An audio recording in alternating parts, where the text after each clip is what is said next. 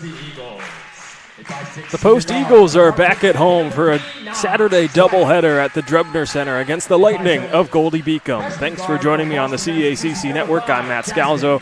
Glad you can make me a part of your Saturday afternoon. It will be the women's teams to open up the afternoon, and both find themselves on the bubble of the CACC tournament. For Post, they're fresh off a 76-65 loss against Dominican on Wednesday. It's their fifth loss in the last 6 games. They fell to 5-18 overall, 4-7 in conference play, but they still hold the 4th seed currently if the season were to end today in the North Division. Just behind them sits, they hold the 3rd spot in the North Division. The 3 teams behind them are all 3-8 in conference play. Meanwhile, for Goldey-Beacom, they're on the outside looking in, 4-7 in conference play as well, 7-16 overall on the season.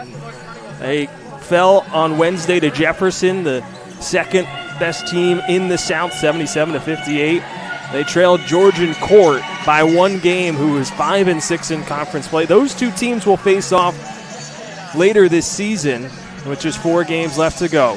Let's meet the starting lineups for today. First for Post, Naj White starts at guard along with Jasmine Day-Cox.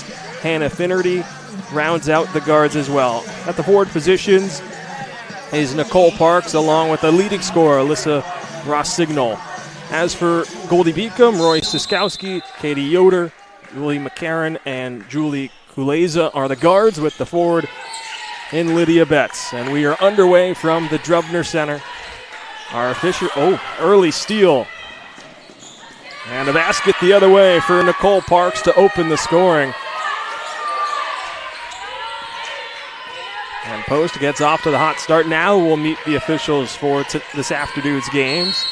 And an early whistle as Julie McCarron drives down the lane. Carlos Alvarez, Kevin Paul, and Randy Naiman are the officials this afternoon.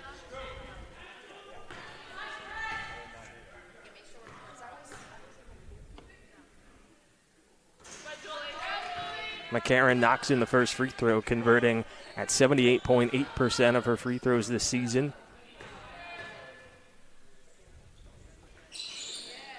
And converts on both to even it up at 2 apiece. Well, now we'll get our first look at the Post offense in the half-court set. Averaging 59.2 points per game. Rossignol into the lane, poked around, controlled by Parks. Rossignol relocates to the corner and knocks in a triple. Alyssa Rossignol, the leading scorer on this Post team, averaging 13.5 points per game, is coming off back-to-back 20-point performances and a double-double against Dominican, putting up 22 points, 10 rebounds in a loss. Another steal for Post. A slip inside to Finnerty, and she is fouled. That was Jasmine Day-Cox with the takeaway, and Finnerty will go to the line for 2 shots. Jasmine Day-Cox averages 2.4 steals per game. That is second in the CACC. And Finnerty knocks in the first free throw, 75.7% free throw shooter on the season, had 6 points in the loss against Dominican, starting her 4th consecutive game and 9th overall in the season. She makes both, and it's a 7-2 lead for Post. McCarron inside, lost the handle, gets it back. Kuleza, a little quick with her feet, gets called for a travel, and an early timeout will be taken by Beth Ann Burke.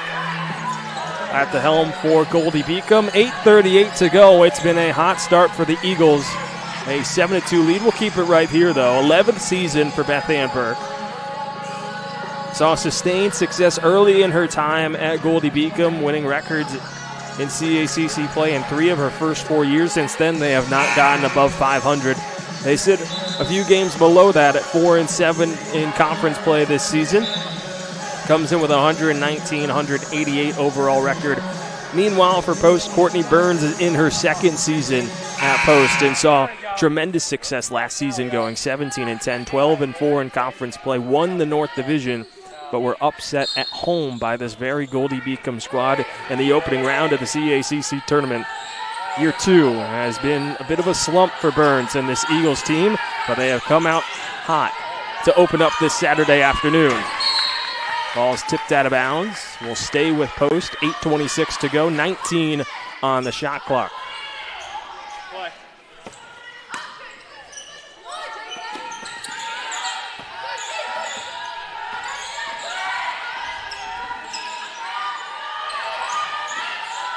The slip to Parks, and she traveled, took a couple of steps before she took her first dribble.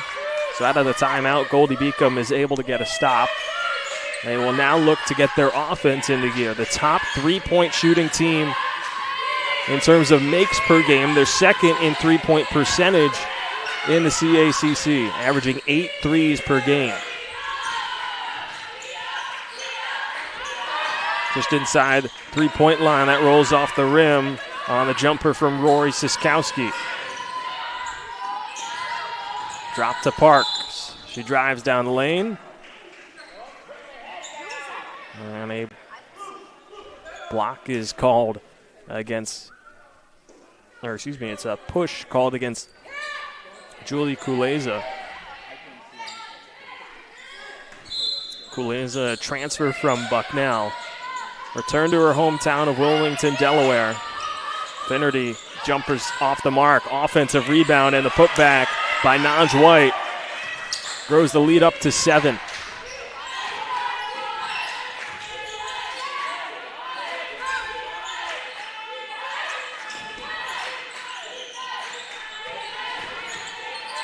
McCarron working against Finnerty.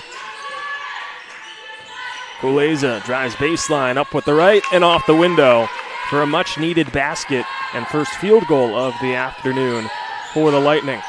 White slithers into the lane, and a nice stop-and-pop jumper puts that lead back up at 7. It's an 11-4 lead for Post.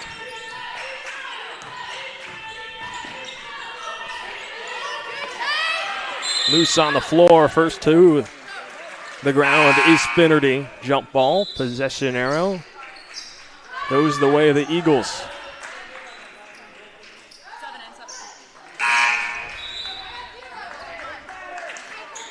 And we'll see a substitution as Carly Lemon replaces Julie Kuleza.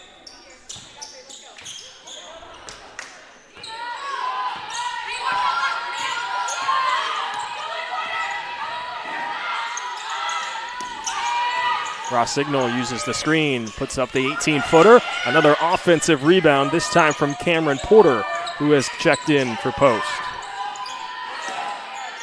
Rossignol moves her pivot, then hits the shot from right near the block. Puts the lead up to 9. Rossignol, the engine of this offense. So smooth in the offensive set, knows exactly what she wants to do every time she gets the ball. Kick out, 3 in the air, and it rattles in from Julie McCarron. Averaging 7 points per game and shooting above 35% from beyond the arc is McCarron. That's the first triple of the afternoon for this hot shooting Goldey-Beacom squad. They get a stop on the other end on an offensive foul. McCarron will come out. In comes Farrah White.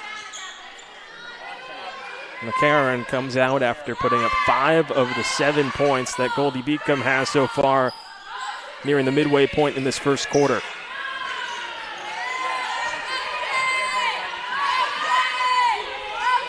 White will run the point.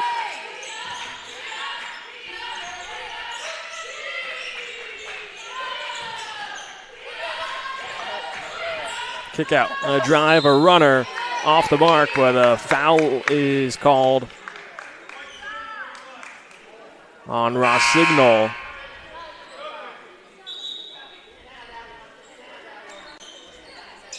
Rossignol will check out, as does Naj White, as Hannah Finnerty and Nicole Parks return to the game. At the line goes Katie Yoder.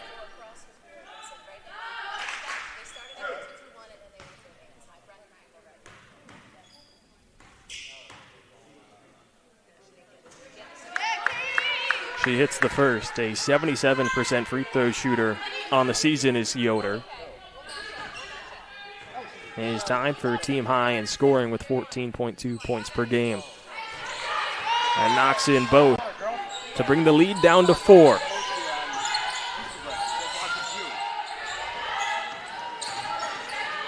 Down the lane goes Jaden Burns. Jump ball, tie up. This time it goes to Goldey-Beacom.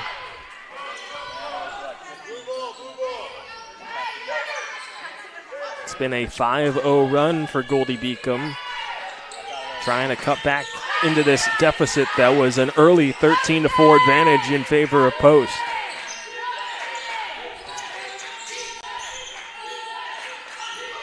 And a takeaway, poor pass. Finnerty the other way, up with the right, can't convert. Loose ball.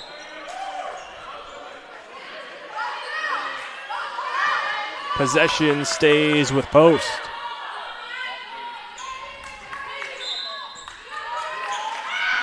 It was nearly another fast break bucket for Post. Down the lane, off the mark, offensive rebound. Parks once again goes back up with it. It's poked around and controlled by Finnerty. Burns, kick out Finnerty.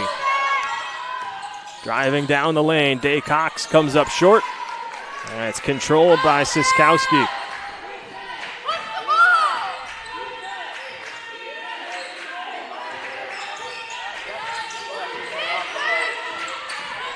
Lemon hounded by Parks, gets a slip pass to a cutter. It rolls off the rim. That was the freshman Lydia Betts.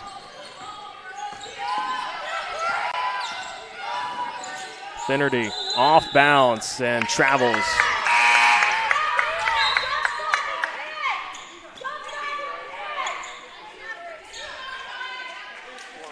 Genesis Garcia checks in. She replaces Siskowski. Alyssa Rossignol back in for Post.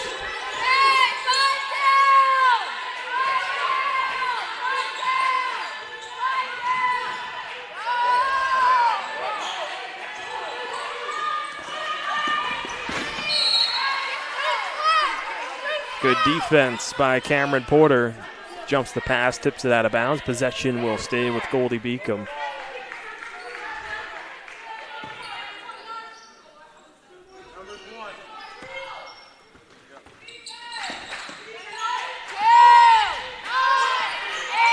Shot clock under 10. White into the lane. Puts it up with the right. Finnerty controls it. Gets it up to Rossignol.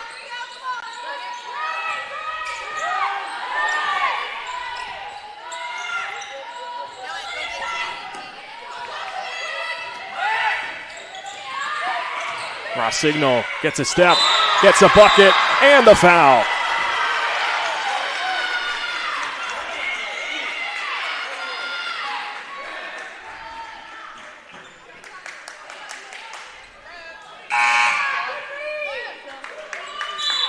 A pair of substitutions, one from each side. Julie Kuleza checks back in, takes out Katie Yoder. And a Finnerty is out for Post. Rossignol completes the three-point play and is up to 8 points in this first quarter, half of what the Post has put up in this first quarter.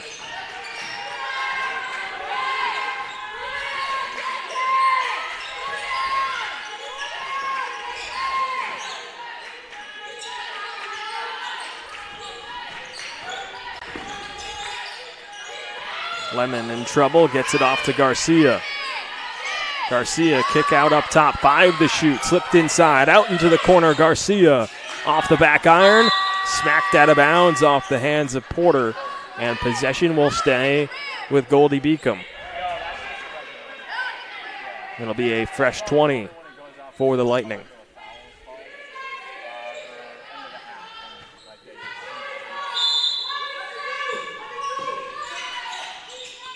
Lemon looking for help. Gets it to Kuleza in the corner, and it's poked out of her hands, then tapped out of bounds. That was Jasmine Day Cox with the active hands.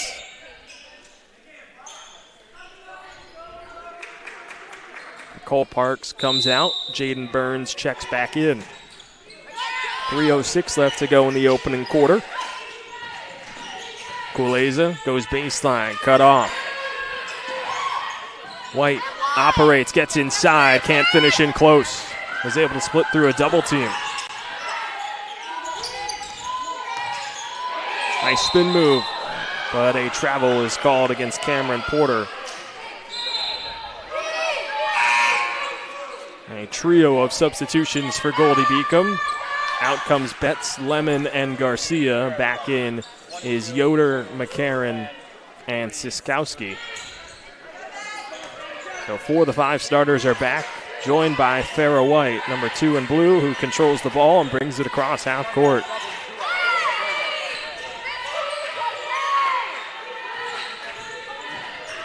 McCarron goes baseline, draws a foul. That one against Jasmine Day Cox, the freshman out of Boston, Massachusetts. Just her first personal 4th team foul for Post. Pass inside, Siskowski. Fell down and then passed out of bounds. One off the hands of McCarron. Siskowski, a little slow to get up, but helped up by McCarron.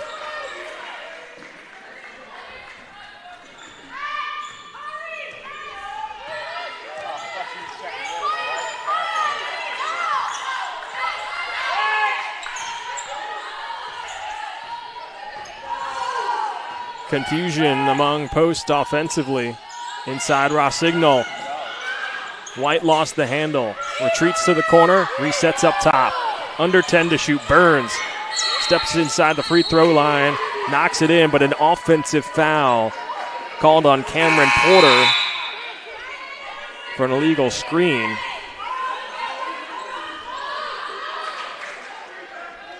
Two minutes left to go in the opening frame. Still a 7-point lead for Post. The Eagles got off to that hot start, led 13-4.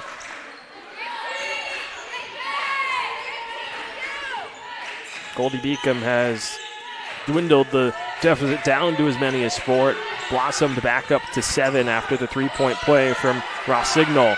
Kuleza is able to spin away from one and then draws the foul against Alyssa Rossignol.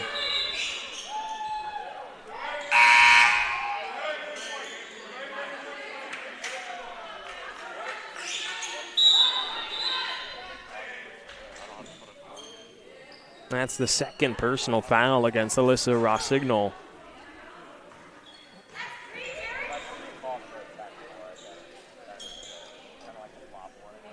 And that also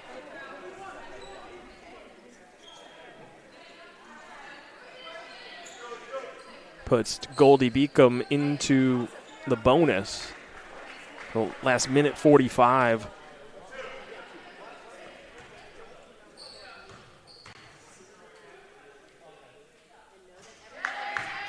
Kuleza knocks in the first. An 83.3% free throw shooter on the season. 3rd in the CACC.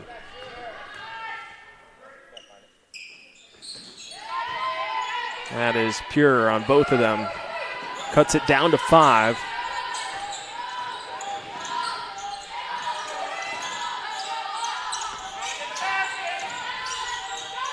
White, kick out Finnerty. Steps in, puts it up, off the mark. Here comes the Lightning. In transition, drop pass at Siskowski. She loses it. Now it's 2-on-1. White with Finnerty. White will take it herself and puts it in.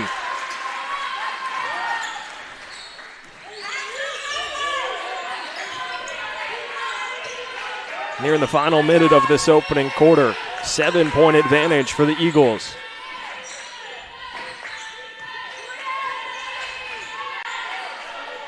White looking inside, taken away by Burns. Finnerty drops it off. Here comes Burns. Burns has it back. Kick out Finnerty, puts up the 3. Got it! Hannah Finnerty Knocks in the second triple of the afternoon for Post. Largest lead of this opening quarter. It's at 10. 2-second difference between shot clock and game clock. White tries to split inside, loses the handle. Shot clock is dark, and Post will be able to hold for the final shot in this opening frame. Shot down to 3. Finnerty has to get a shot off, puts it off, and it's short. It was a slow offensive set. And Courtney Burns upset with Naj White, talking to her at the end of this quarter. But that'll do it for the first 10 minutes. It's a 21-11 lead for Post. Second quarter action coming up from the Drubner Center when we come back on the CACC Network.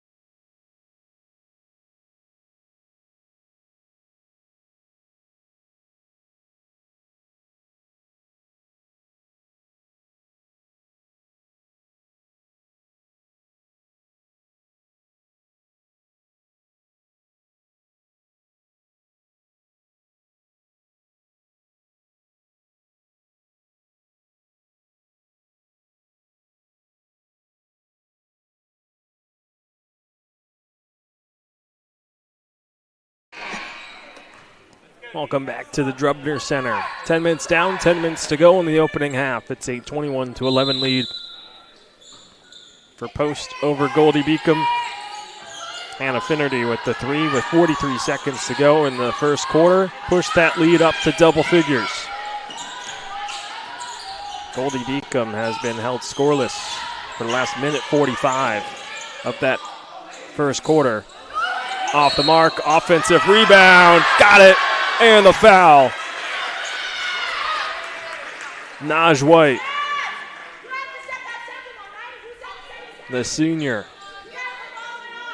bullies inside, gets the hoop and the harm, looks to complete the three-point play and make it a 13-point advantage for the Eagles.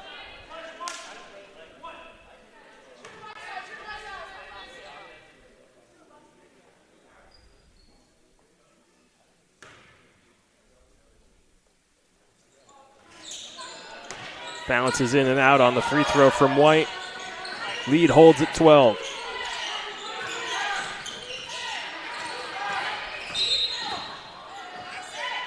Off-ball foul. Called against Jasmine Day-Cox. That's her second.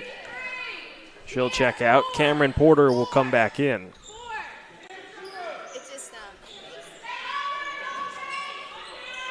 If you're just joining me, Matt Scalzo, glad you can make me a part of your Saturday afternoon. It's a doubleheader at the Drubner Center. The men's teams of both of these squads will follow after the conclusion of this one. That just rolls in and out from Kueza.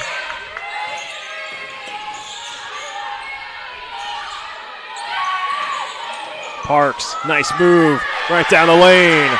Nicole Parks goes between the legs. And a strong finish pushes the lead up to 14. Siskowski long 3 off the mark. Offensive rebound and a jump ball. Possession stays with Goldey-Beacom. That was Lydia Betts that climbed the ladder.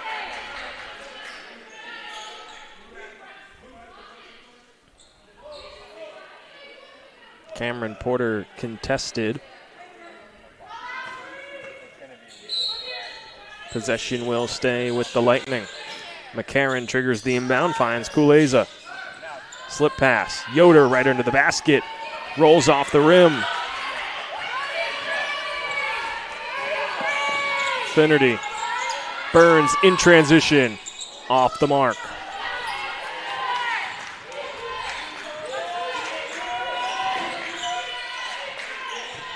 McCarron spins, fades, and hits. First field goal made since the 6:18 mark in the first quarter for Goldey-Beacom. Now is a 3 from McCarron, and now she gets a nice fadeaway to go. Burns off the mark. Finnerty offensive rebound. Kick out White. Open 3. She's got it.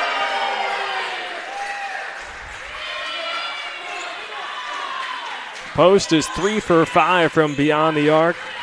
And their lead is up to 15.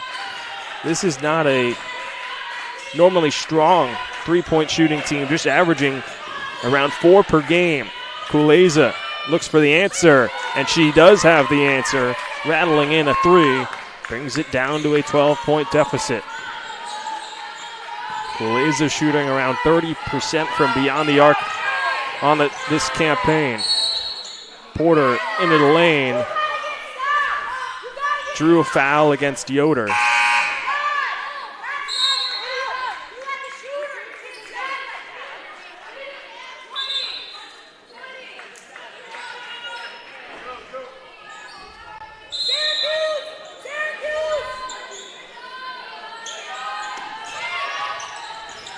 Emma Carmen makes her first appearance, gets the ball in, has an open look from 15 feet, and knocks it through, nothing but net.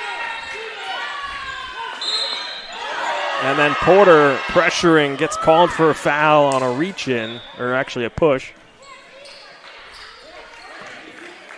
Either way, that's a foul against Porter. That's her second.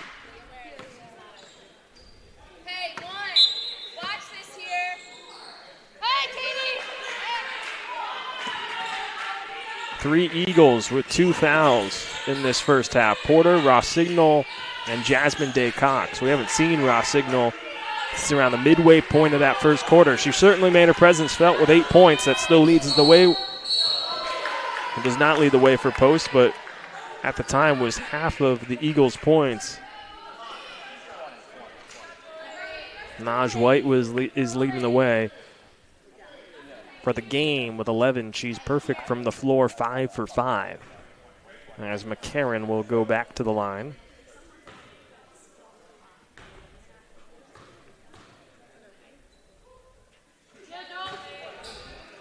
Gets the first, was 2 for 2 on her first trip. Pushes her up to 8 points. Nothing but nylon on both of those free throws. McCarron up to 9. The deficit still at 12 for Goldey-Beacom.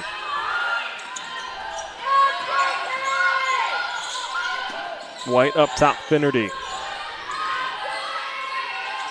Slip inside White, fades, puts it in, and she's still perfect from the field. Naj White is 6 for 6, 13 points in this opening half.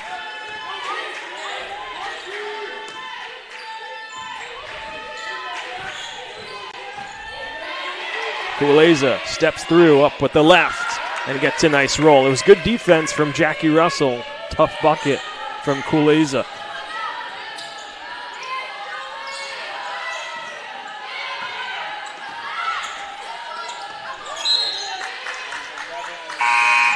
Tick ball, possession stays with Post.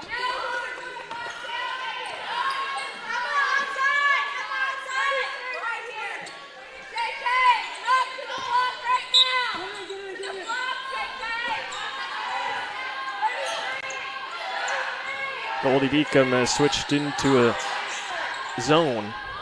Parks traveled.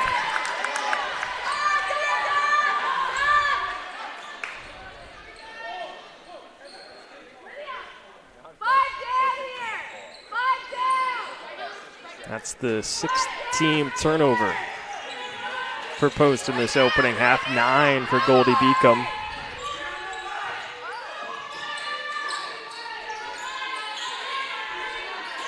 McCarron puts it inside. Betts goes up. Too close under the basket. Finnerty has it. Numbers for Post. It slows with Russell. Finnerty, left wing 3. Nylon. Post is 4 for 6 from beyond the arc. Finnerty with a pair. She's up to 8 points. The lead is at 15.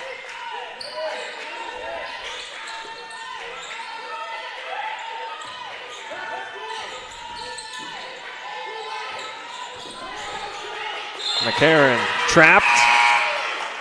Poked out of bounds by Carmen. Jaden Burns will replace Emma Carmen.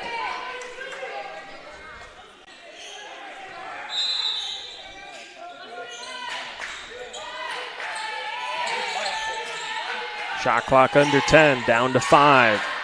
Yoder down the lane, and a much needed and one for Goldey-Beacom.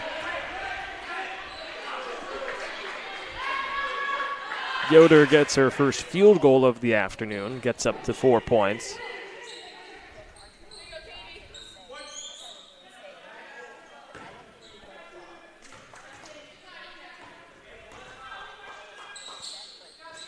And Yoder knocks in the free throw, brings the lead down to 12.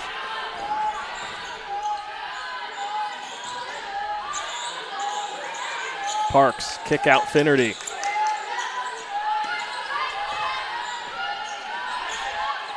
Finnerty gets it back, down to White. Up top, Burns will let it fly. Bullseye! Jaden Burns from downtown makes it a 15-point lead once again for Post.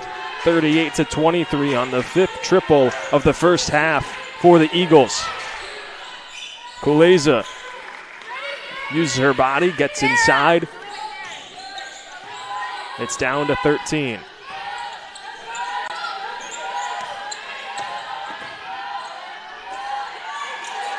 Finnerty, another three. Foul on the floor. That goes against Julie McCarran with a hold. McCarran and Siskowski come out. Farrell White, Carly Lemon back in. Burns off the inbound, another three. Won't go. Rebound, Kuleza. Pushing the pace. Kuleza, kick to the corner. Lemon spots up a three. Off the mark. Chase for the loose ball. Burns saves it and then is fouled.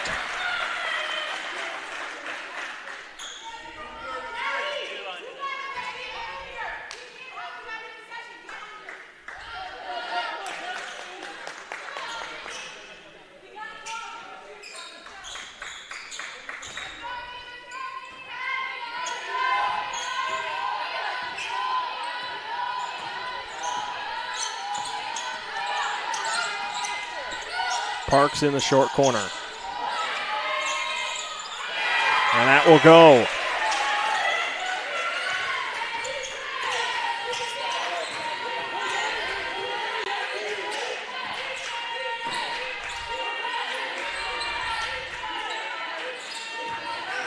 Kuleza to the lane. Drop pass, Yoder.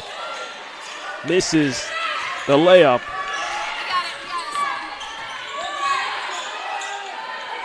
Russell puts up the corner three. Off the mark. Kuleza, another rebound.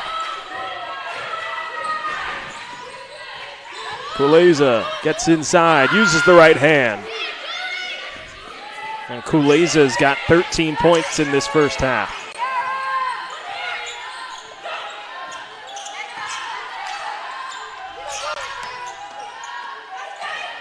Russell to Parks. Looking inside for Burns, tapped away. Here comes White with numbers. White stops, pops, and banks it in. And a timeout taken by Post with 2:48 left to go in the half. It's down to an 11-point lead. Goldey-Beacom looking to go on a run, a 30-second timeout. We'll keep it right here with 2:48 left to go in the first half.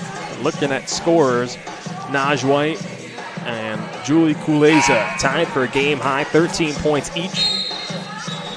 Between the two of them, just one miss from the field. Kuleza's 5 for 6. Naj White is 6 for 6. Both have knocked in a triple. Naj White's lone blemish has come from the free throw line. And that is the only miss among the two teams from the line this afternoon.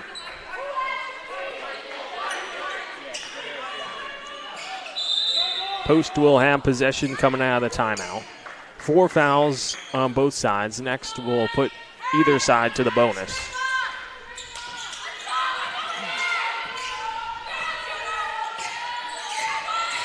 Post has had to operate with some of their reserves, including Jackie Russell, and she drills a 3 out of the timeout. That has been a sign for success for Post this afternoon. 6 for 11 from beyond the arc. They're just 11th in the conference. That's second to last in terms of three-point shooting on the season. Shooting around 25%, making around 5 per game.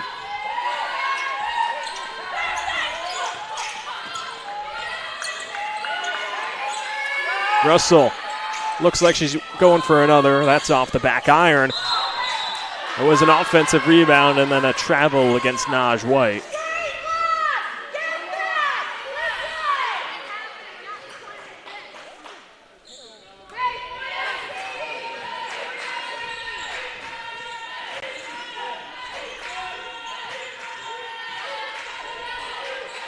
That's thrown away from McCarron.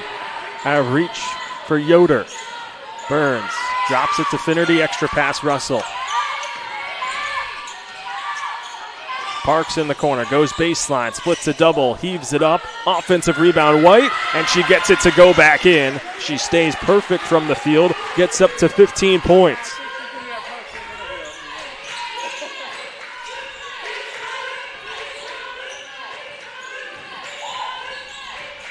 McCarron relocates to the corner. Betts heaves a 3. Knocks it through.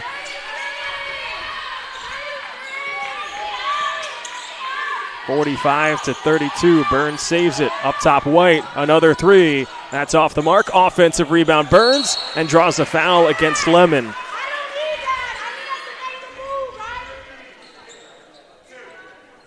First missed field goal for Naj White this afternoon. Was 7 for 7 to start the afternoon.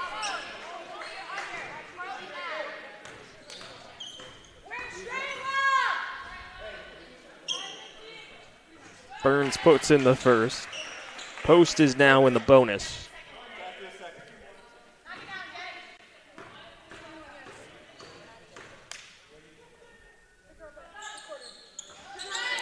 Off the back iron, loose ball. White picked it up, has it stripped away.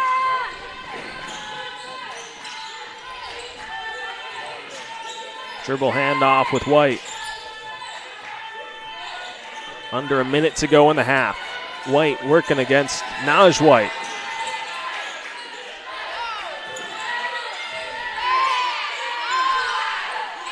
Shot clock under 10. McCarron traveled before she dribbled.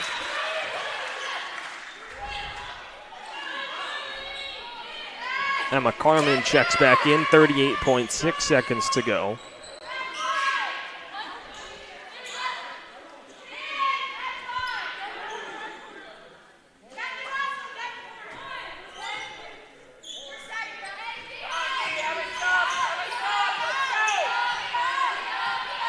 White will slowly work across the timeline. 8-second difference between shot and game clock. White will be at the controls of this last possession for Post. She initiates with 4. Kick out to Russell. Shot clock winding down, puts it up, and it's off the mark. 7.8 seconds to go. A shot clock violation against Post. Kuleza will come back in, replaces Lemon. Kuleza, the leading scorer for for Goldey-Beacom rather. 13 points in this opening half. I would have liked to see Post initiate a little quicker than when they did that late in the half. Here comes Kuleza. Kick out into the corner. McCarron puts up the 3 off the mark. Ball tapped around, and the first half will come to a close. It's Post with a 14-point advantage heading into the locker room, 46-32 behind a strong shooting first half from beyond the arc. 6 for 13 from 3. The Eagles just make 4.7 threes per game. They're certainly outdoing their average, and they're looking to get back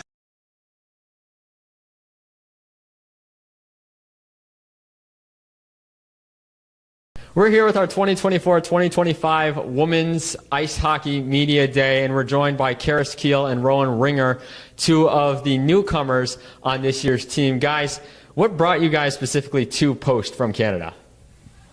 I came here really for the hockey. I came here for the hockey as well, and then the culture when we visited was really good and friendly, so that was nice. And then kind of going off of that, Karis, how has the team welcomed you to Post? I know they've been doing a lot of team bonding stuff early on, but how they kind of welcomed you in these first few weeks? It's been really good. They've taught us all of the ropes and gave us all of the tricks and tips around campus, so that's been really nice, getting to know them all. And then, Rowan, for you, how do you continue to elevate your game from what you did at Balmoral Hall? Nothing's too big of a change, but obviously the collegiate level is a lot faster and more fast-paced, especially thinking-wise. So it's just adjusting to that has been a change, but yeah, so far so good. In general, what do you guys think that this team can do this year, even though you're kind of just learning it? You've only had 2 practices on the ice when we're filming this. What do you think they can do this year? Win. Yes, I'm hoping we can win too.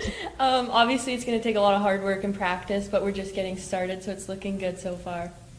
We're here with Sejal Desai, one of the senior defensemen on the women's ice hockey team. Sejal, last year, one of your best years offensively, 4 goals, 2 assists, and defensively you had a record 63 block shots. What helped with that jump?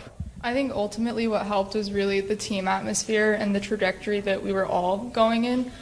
We came in with our second year with Coach Silverman, knowing the expectations and knowing what our goals were as a team. And it really wasn't about me and my success, it was about the success of the team first, and I think everything that the girls around me did are really what pushed me to succeed. Talk about how you continue to be a two-way threat on both sides of the puck this year, offensively and defensively. I think just taking it day by day, showing up to practice every day, giving it 110% and continuing to take the opportunities where they present themselves. And then finally, this is your 3rd coach since you've been here. You got Coach Bingham, who just came in. What are your thoughts in the early days working with him? What do you think this team can do this year? I think our team is going to find an immense amount of success. We're really excited to have him. So far, practices have been really focused on high intensity, which I think we're all really excited for. The compete's been up, the drive has been up, and we're just excited to get the ball rolling. And then finally, I wanted to ask you too, because you were a part of it last year, the first win in playoff history for the program. What did that mean to you and to be a part of the team that did that? So coming to Post, we knew that we were going to be part of a growing program. Our ultimate goal was to just find a little bit of success every year and get 1% better every day. So that win was huge for all of us. It was huge for where this program is headed, for the classes below us, and for the seniors. Just really, really rewarding to see all the hard work pay off. We're here with sophomore forward Macy Peterson, entering her 2nd year with the team. Macy, last year, 2 goals in your first 8 collegiate games, 5 overall. How do you continue to improve offensively this year? I think that I'm just going to keep trying hard and driving the net and getting good quality shots on net. Coming into your 2nd year, new coach, Coach Bingham here. What do you most look forward to with this team this year? I'm excited just for new plays, new lines. Just excited overall that everything's new and new start. And then finally, you were part of a historic playoff win last year, the first ever in post-university history in the New Hot tournament. What did that mean to you, or what did that mean to the team to be a part of that? I think it was really exciting just that I got to be a part of it and know that we're capable of things like that and we could just keep growing.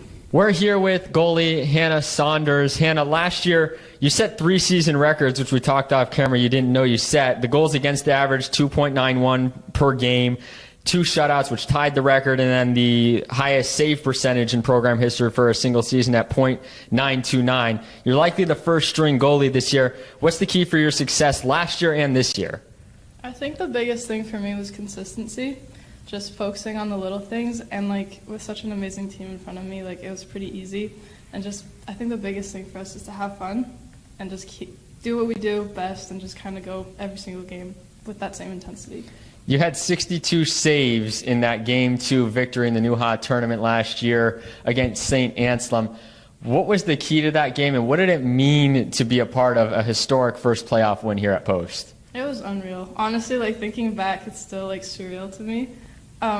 It was just such like a good momentum. Like we right off the bat knew what we were trying to like achieve, and I honestly can't even recall. It kind of just like it becomes a blur once you're out there and we're just working as one unit, and it was just incredible. And like at the end, I just remember looking up and actually not believing that we had won and achieved it. And it's just like obviously the picture we have, it's like my favorite ever. We're all just hugging and just shows like how hard we've been like working to get stuff like that achieved. So it was a huge moment, and I hope we can make some more stuff happen like that this year. Yeah, that banner's hanging in the weight room now too.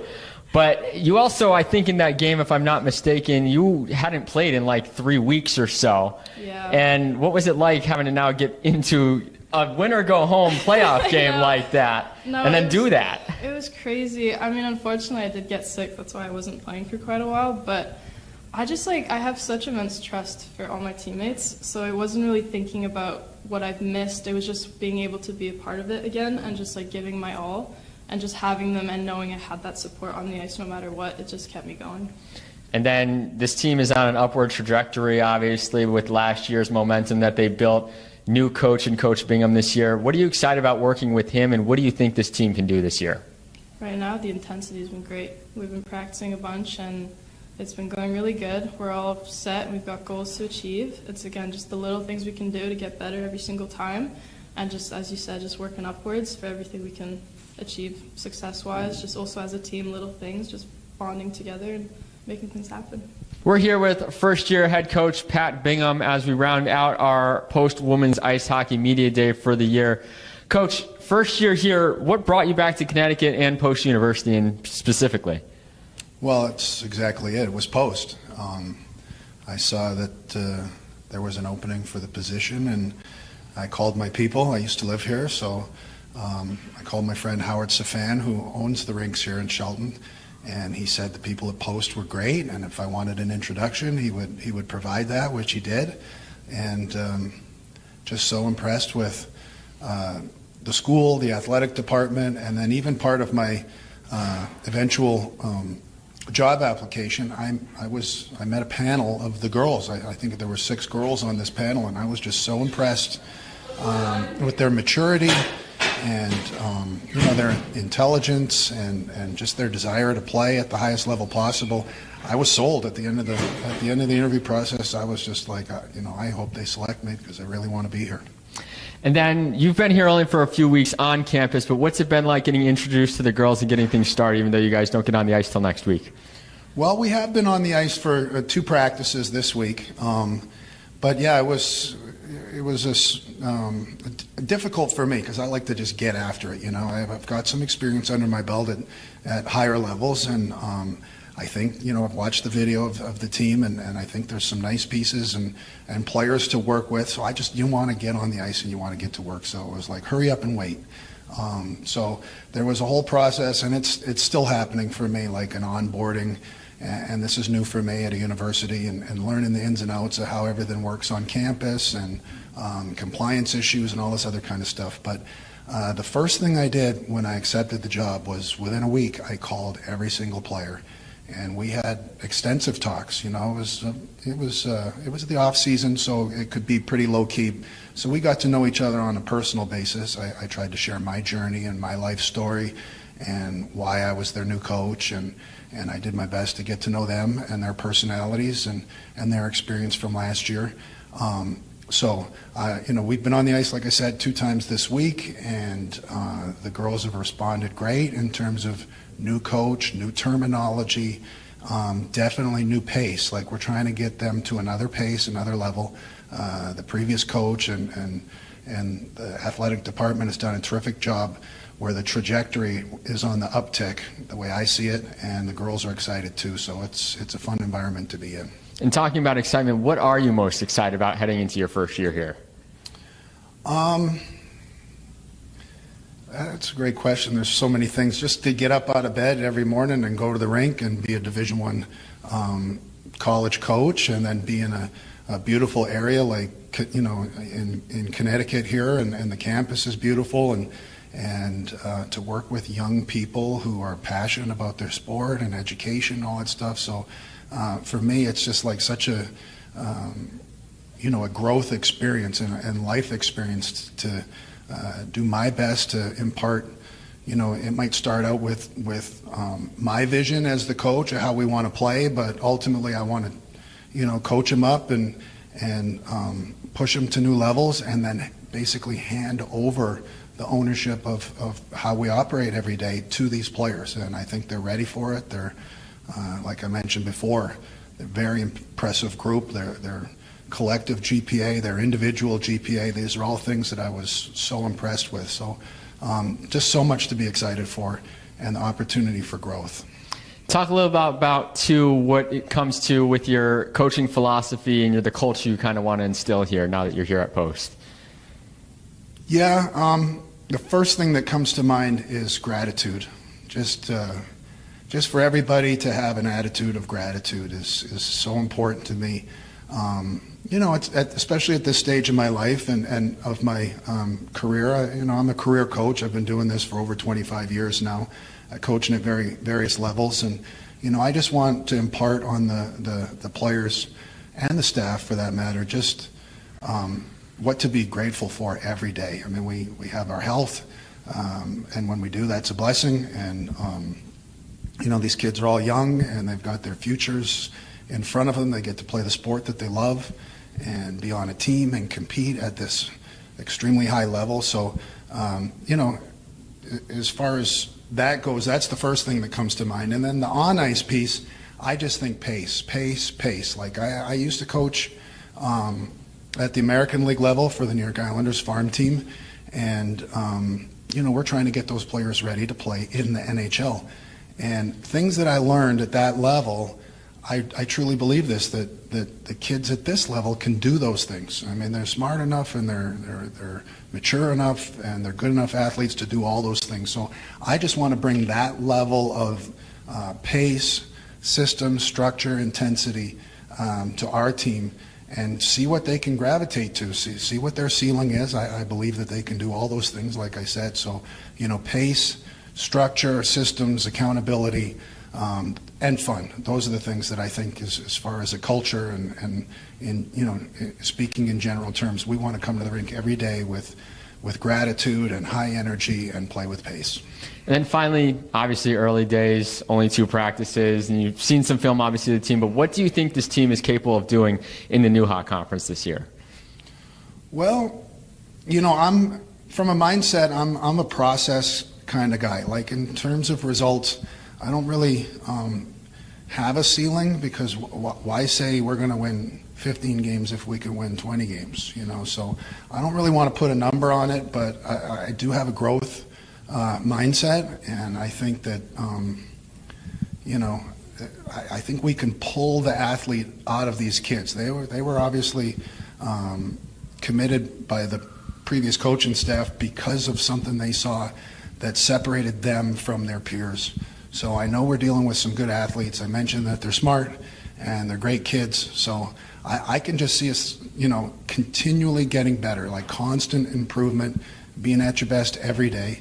And we'll see where the chips fall in terms of wins and losses. But, I have a history of taking over a team or a club and then doing my best to identify strengths and weaknesses and how to put players in the best positions to succeed and to also work collectively. So I'm excited about trying to figure that out every day. It gets me out of bed. It's exciting to try to figure out like how we can be better, and line combinations and style of play, systems and that kind of thing.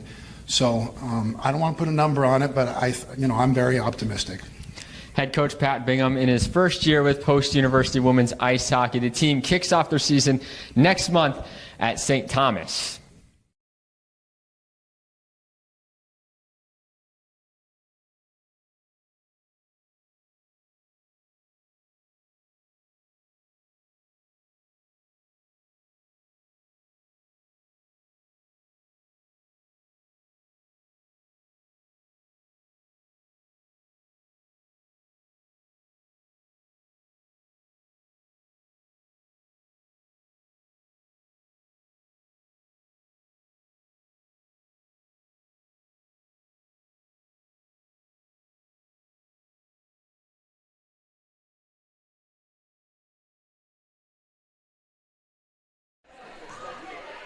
Welcome back to the Drubner Center. Second half underway between Post and Goldey-Beacom. If you're just joining me, Matt Scalzo, glad you can make me a part of your Saturday afternoon. It's a doubleheader between these two schools to open up this Saturday before the Super Bowl tomorrow. The men's teams will face off after the conclusion of this one. It was nearly a hot offensive start again as Alyssa Rossignol returns to the floor, but maybe a little rust. She picked up 2 fouls in that first half. Didn't see her for the second quarter as Kuleza can't finish the layup in close, and Post will come back the other way offensively. They go straight back to Rossignol. She's fouled, and she'll go to the line for 2. Alyssa Rossignol picking up right where she left off. A transfer from Niagara is the straw that stirs the drink of this offense. Normally, it's been Naj White today leading the way. 15 points.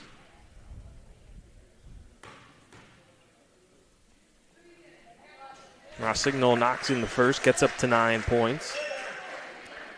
Big story in the first half. Post was 6 for 13 from beyond the arc. They averaged just 4.7 threes per game. As Rossignol goes 2 for 2. Season high in a game for Post this year, 9 threes.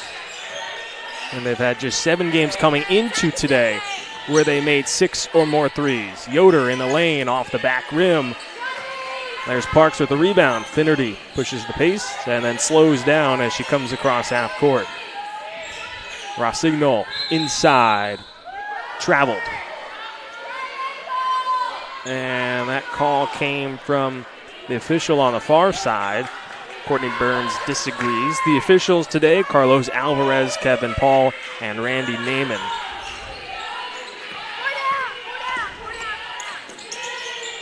McCarron dribbles it off her foot. And a wave of turnovers in the first minute for both sides to open up this second half. Post also out-rebounded Goldey-Beacom 22-10 in the first half. Season low for Goldey-Beacom is 16. They had that in their last contest against Jefferson. They've struggled rebounding this season. And Parks nearly took it away. Possession stays with the Lightning. Looking to get their offense into gear. That just went 3 for 7 from beyond the arc in the first half. And you'd say, yeah, that's pretty good. But for Goldey-Beacom, this is a team that averages 8 threes per game and puts up over 20 attempts. Kuleza inside draws a foul and will go to the line. They've had to operate in a different way this afternoon with the strong defense from the Eagles.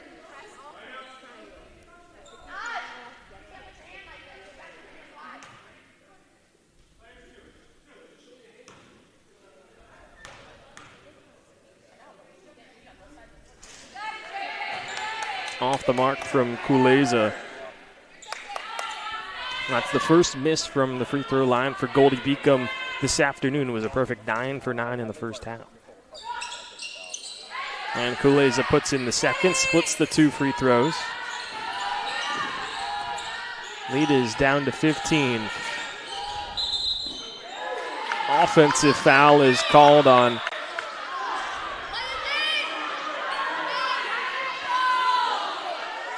Post. That goes on Alyssa Rossignol, who will now head to the bench. She had 2 personal fouls in that first half. That's her 3rd.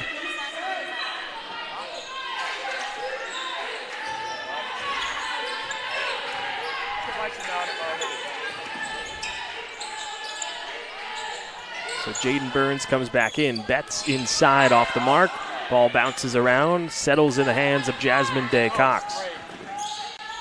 White stops and is off the mark from around 15 feet. Resets up top. Hannah Finnerty with a fresh 20.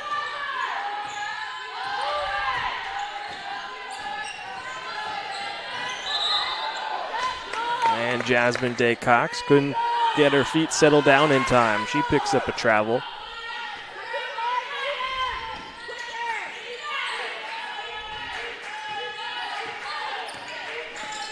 McCarron finds Betts on the back door. She's also traveled before she was able to pass it to Katie Yoder. And a timeout will be taken by Beth Ann Burke. And Goldey-Beacom unsettled through the first 2 minutes and 20 seconds of the third quarter. A 15-point lead for the Eagles, 48-33. If you're just joining me, Matt Scalzo, glad you can make me a part of your Saturday afternoon. Alyssa Rossignol in some foul trouble, 3 personal fouls, so she's on the bench. Some other names to keep an eye on. Jasmine Day Cox has 2. Hannah Finnerty also with a pair. And Cameron Porter, who's not on the floor currently, also has 2 fouls. Meanwhile, for Goldey-Beacom, McCarron with 2, as is Siskowski and Kuleza. So nobody in foul trouble per se, but 2 fouls through the first 20 minutes is not exactly something that either coach wants to see, especially from some of their top players. White, who had that scintillating first half, just 1 miss from the floor as Parks travels.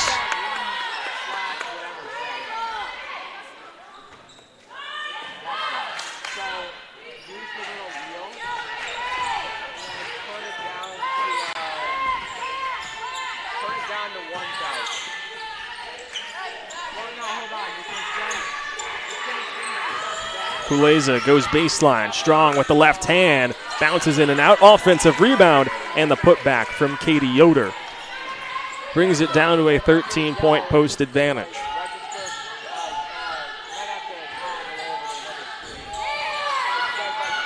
White gets inside, up with the right, off the mark, offensive rebound. Jasmine Day Cox gets the follow-up, and 2 points to fall in.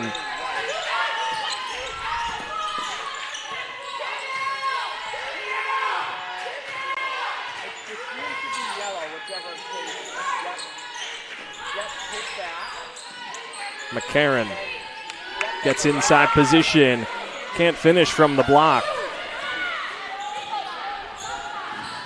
Finnerty in transition, drops it to Burns. Attacks inside. Now the kick out to Parks. Comes up top with White. Down the right side, feigns from the block and knocks it through. Naj White up to 17 points.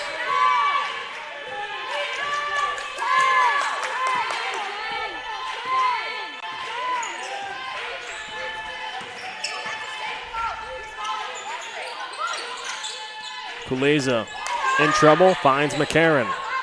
Thought about the 3, now steps back inside and drills a long 2 in the face of Hannah Finnerty.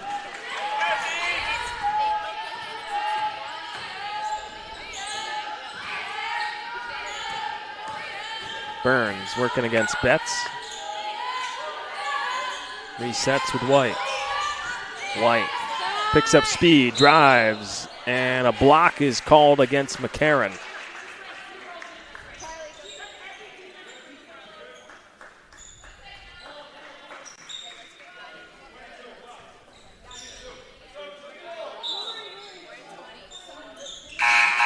And so for McCarron, that's her 3rd.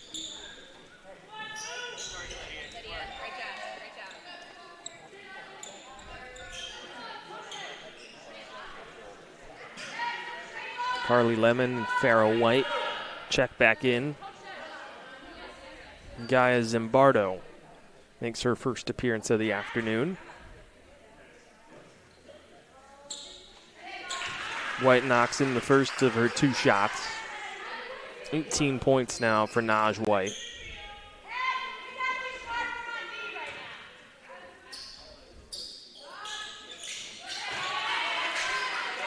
Goes 2 for 2 at the line. 18 points for White.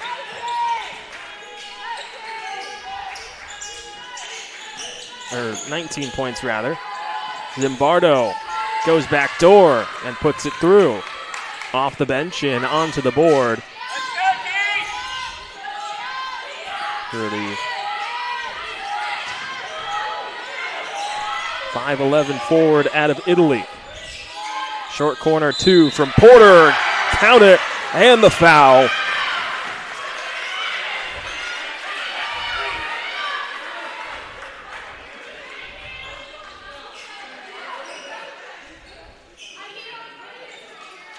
A late closeout, and Porter knocks in that short corner 2.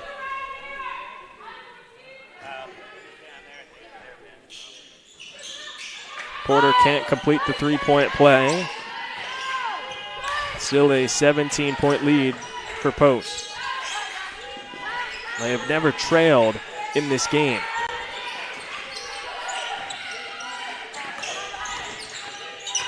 Kuleza gets the block, closed off by White.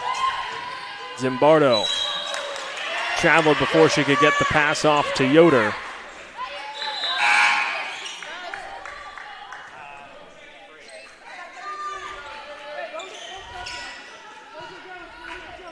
Finnerty will come in for Naj White. That foul against Porter was on Julie Kuleza. That is her third personal. She leads Goldey-Beacom in scoring with 14 points. Inside, a tough finish for Nicole Parks.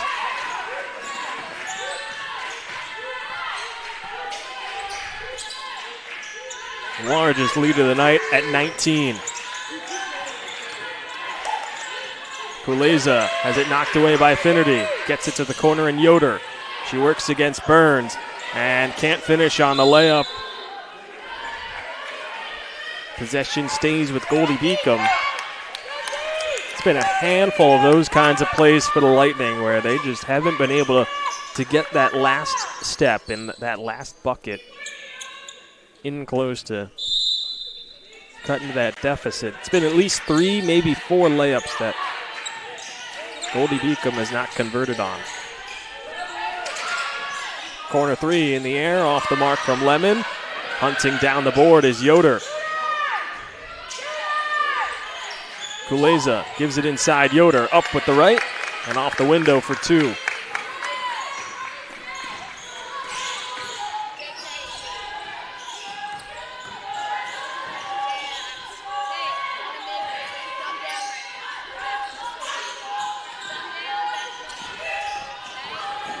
Burns lost the handle and trying to slip it to Finnerty.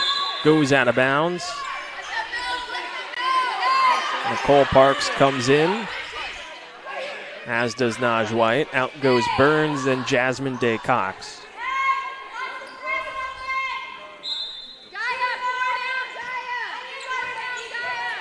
Finnerty, Porter, and Carmen still out there.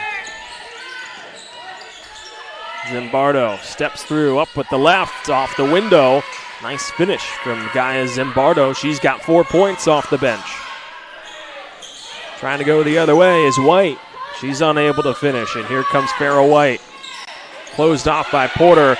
Porter picks it up and then traveled. She rolled on the floor, trying to find someone to come and help her out as she had gotten the steal.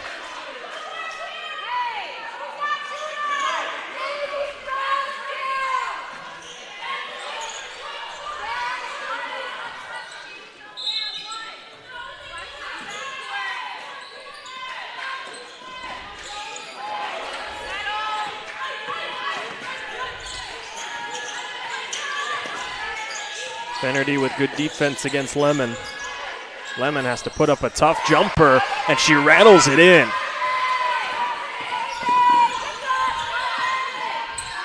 Quick 6-0 run from Goldey-Beacom has it down to a 13-point game.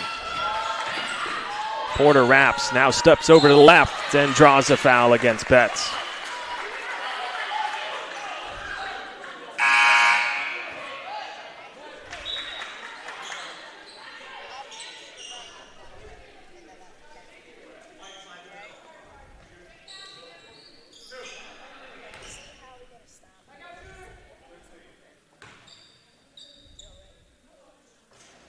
Porter off the mark on the first of 2 shots. A 57.8% free throw shooter on the season is Porter.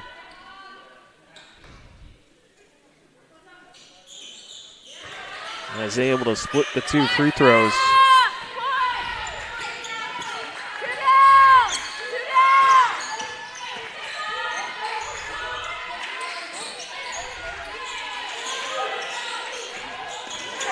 Siskowski inside. Betts turns. Has it poked out from behind, but a foul is called. And that goes on Naj White. Her 3rd foul.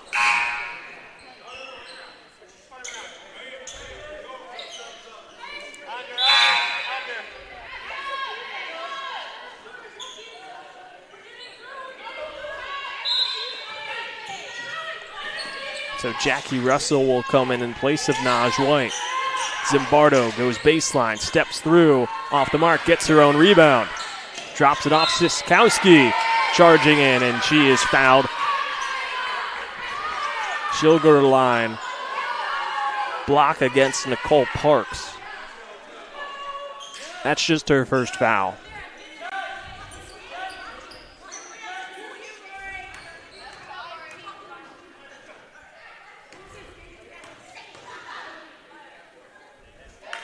And Siskowski puts in the free throw. That's just the 1st point for Rory Siskowski this afternoon. Averages 11.9 points per game. And is perfect on her 2 free throws. Shoots at an 87.5% clip at the line.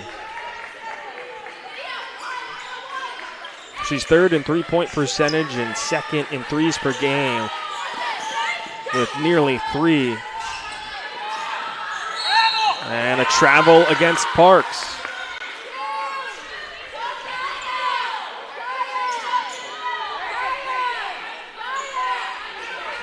Goldey-Beacom on an 8-1 run over the last 2 minutes and change. Look inside, tapped, and a travel is called against Siskowski. She doesn't know how. Back-to-back controversial travels.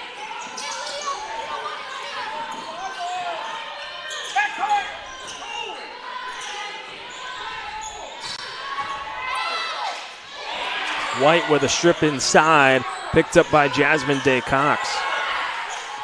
Burns attacks, gets inside, and she is fouled with 1:22 left to go in the 3rd.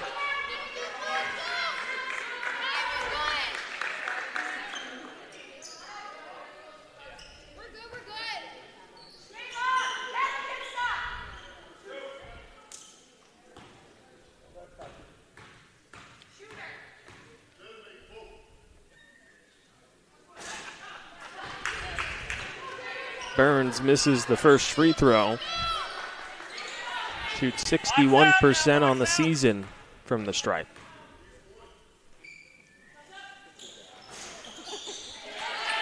Gets the shooter's roll and it drops in.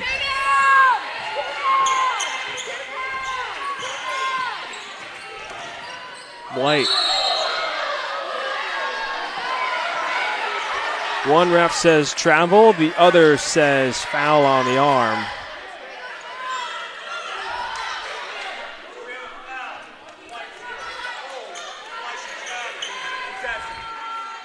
Hold is called against Porter. That's her 3rd personal.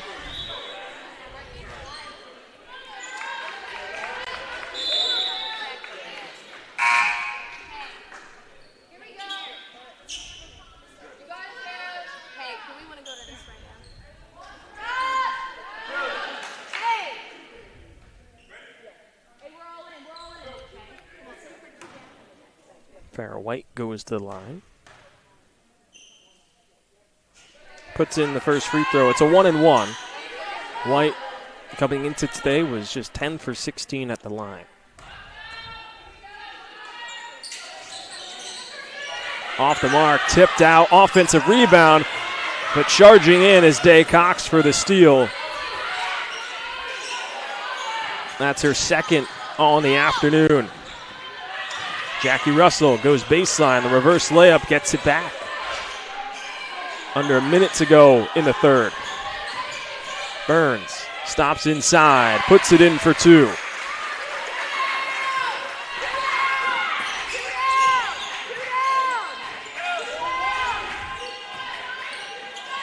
White picks up her dribble, finds Lemon.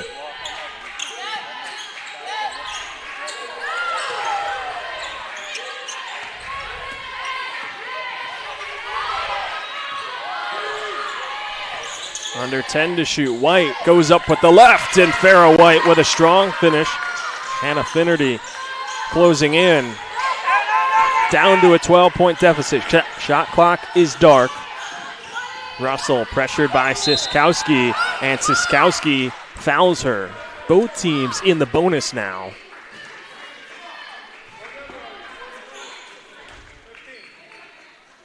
Or double bonus, I should say.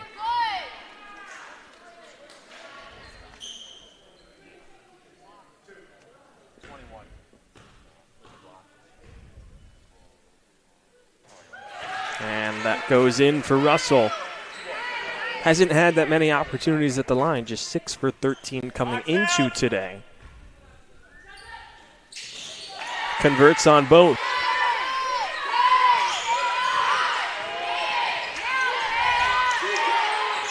White draws a foul against Finnerty. Trying to charge inside. And Finnerty gets called for the block. For Finnerty, that's her third.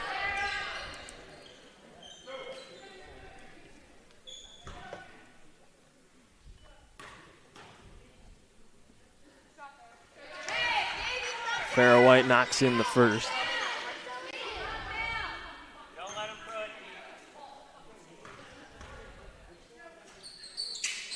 And White goes 2 for 2 on that trip.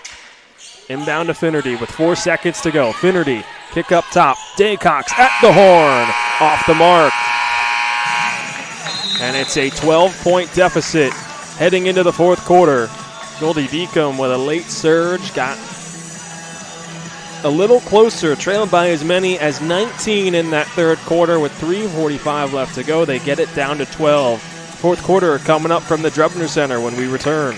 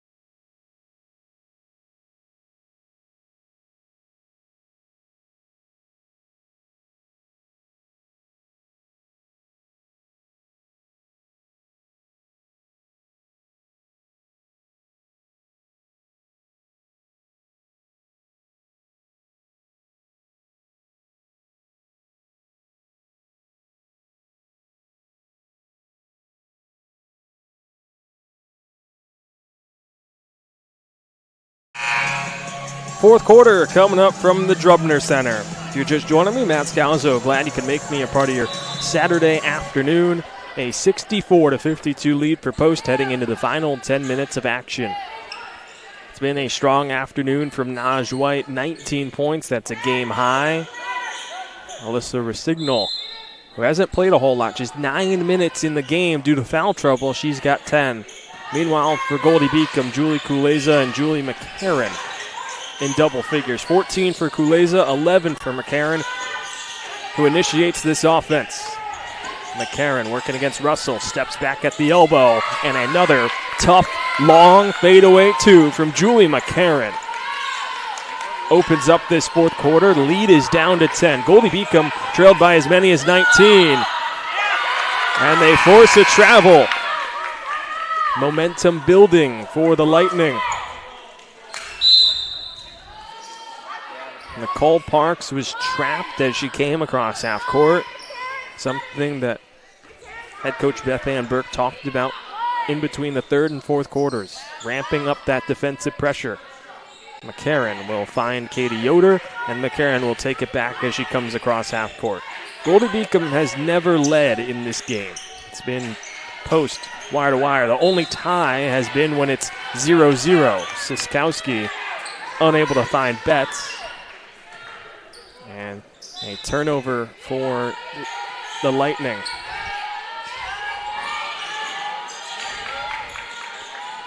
Porter gets across half court. Naj White attacks inside, poked around, ball is loose. And an off-ball foot push is called against Julie Kuleza. That's her 4th foul.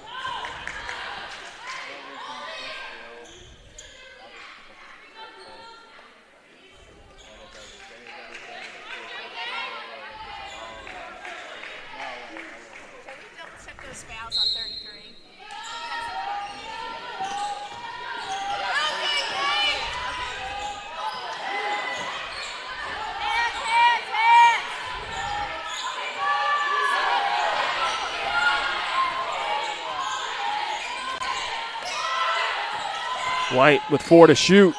Gets it up and puts it in right before the shot clock goes off.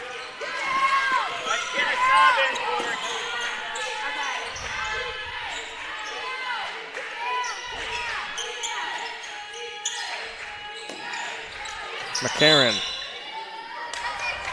draws a foul.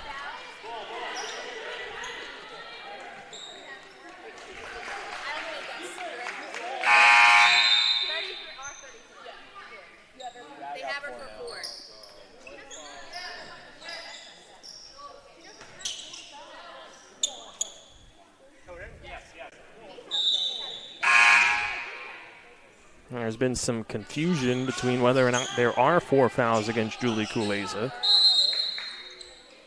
Stats have it at 4. And me personally, in my head, I had it at 4. Scores have it at 4, but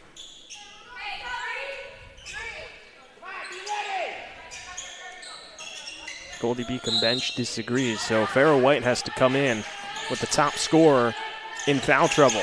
Tough inbound from the corner. Siskowski has it. Spins, and she traveled. Use the wrong pivot when you're in that situation. Tough to spin back to your left when you establish your right foot as the pivot. Parks gets it to Rosignol, who comes across half court.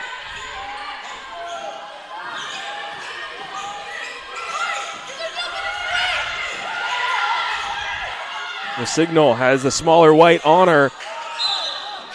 They got it inside late. Last out of bounds. Off of post. Actually, they're going to call a foul on Alyssa Rosignol.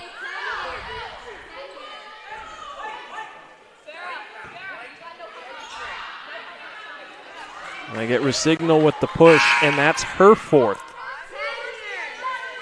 So 2 of the top scorers on both these teams, and Julie Kuleza and Alyssa Rosignol off the floor, both with 4 fouls. 8 minutes to go. White attacks. Foul on the floor. That one against Naj White. And that is her 4th foul. So Cameron Porter will come back in. She has 3 fouls. Post in a lot of foul trouble. Hannah Finnerty also has 3.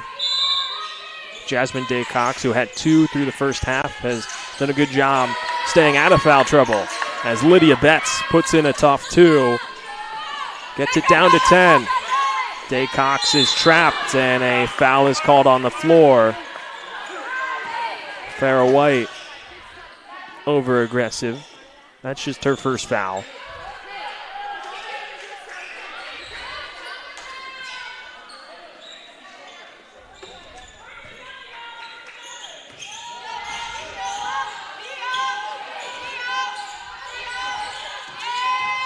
Jasmine Day Cox down the lane, and a strong finish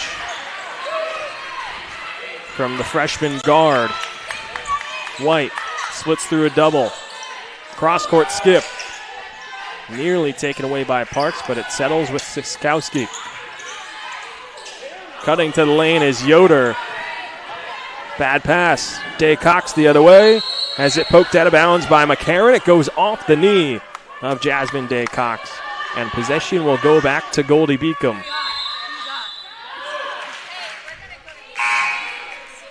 And Julie Kuleza with 4 fouls will come back in with 7:23 left to go in the fourth quarter. Siskowski will head to the bench. 2 points for Rory Siskowski. 0 for 2 from the floor. Pass inside. Finnerty with the takeaway. Finnerty runs the floor and one.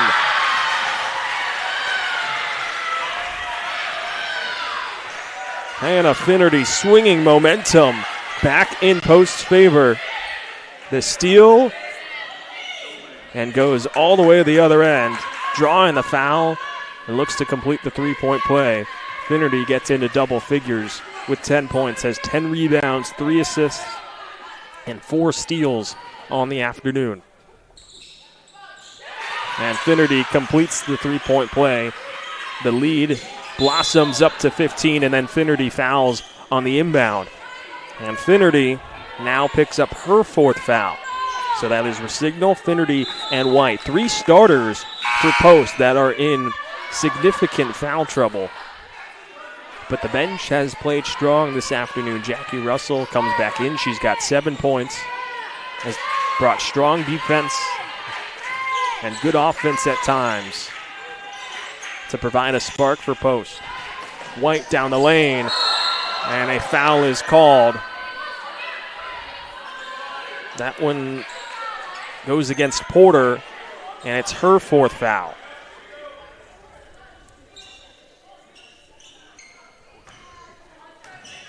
Goldey-Beacom is in the double bonus with 6:56 left to go in the fourth quarter.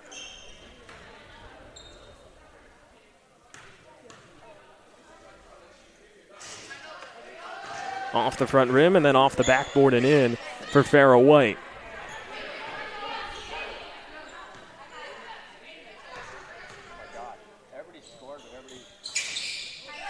White gets the second free throw to go. The lead is down to 13. 30-second timeout taken by Beth Ann Burke.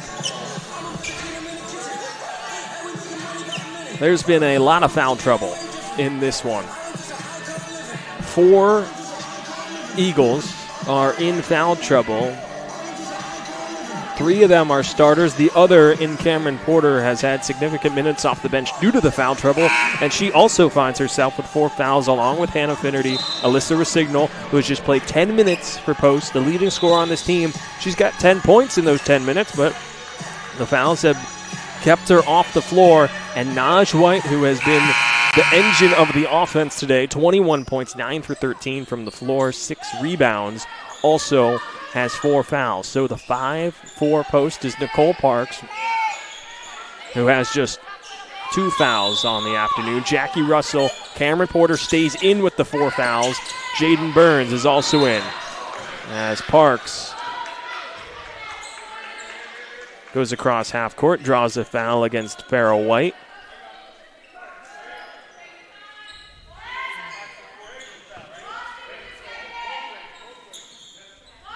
Jasmine Day Cox had 2 fouls in the first half, has been very strong in not committing a foul in the second half. Betts got a hand on it. Porter recovers.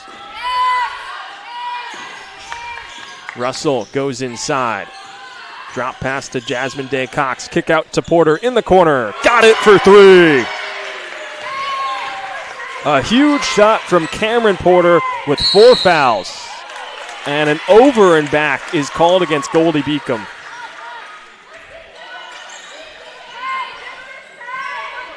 McCarran hadn't fully established herself across half court before that pass. Well, really just a drop pass was given to her. Emma Carmen comes back in. Russell hounded by Kuleza. Recovered by Porter. Kuleza has 4 fouls, as does McCarran, both out there for Goldey-Beacom. Day Cox into the lane. Nice hand by McCarran. Took it away. Kuleza got it. And then a foul is called against Jasmine Day Cox, her 3rd.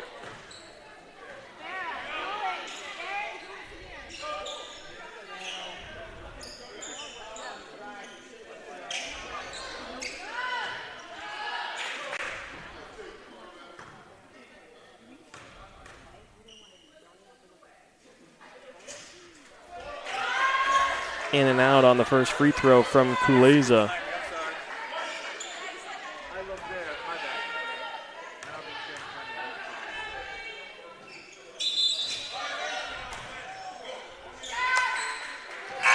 And a violation on the free throw. It was missed from Kuleza anyway. And Siskowski will replace Julie Kuleza.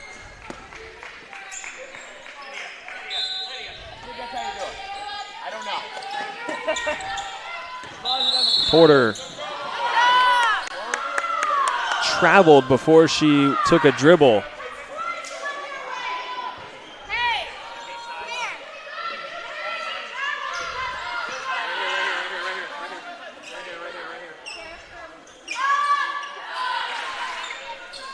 Courtney Burns upset on the post sideline. White attacks inside. White with a lane. Lost her footing, and she's down behind the play. Long pass up ahead. Burns on the other end. Gets it to go in. Pass inside. There's Yoder. An answer on the other end. Gets it down to 16 points.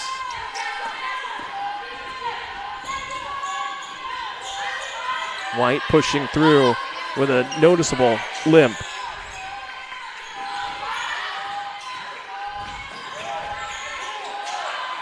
Burns up with the right, off the mark. Rebound to Siskowski.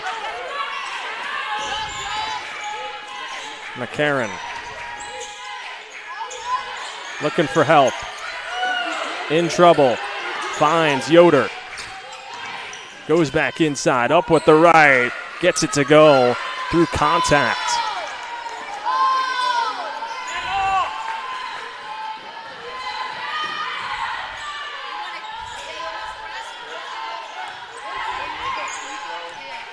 (76-62) as we cross the halfway point in the fourth. Farrah White, who was down, holding her ankle a few minutes ago, has stayed in.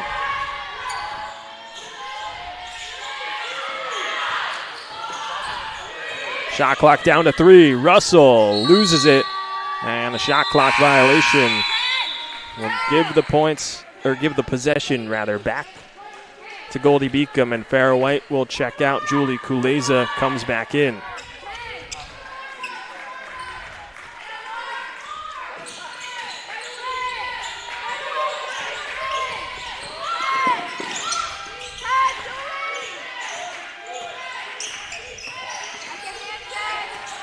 McCarron, kick out Kuleza. Attacks off the bounce, steps in front of the free throw line, uses the window, brings it down to a 12-point deficit.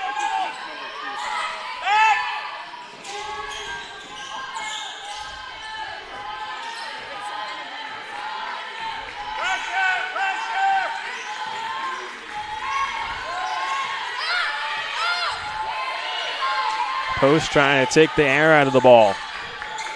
Rosignol back in the game. She goes down. Stretch pass up ahead. Kuleza up with the right. Off the mark. Rebound to Parks. And a timeout taken by Post with 3:48 left to go in the fourth quarter. They're up by 12.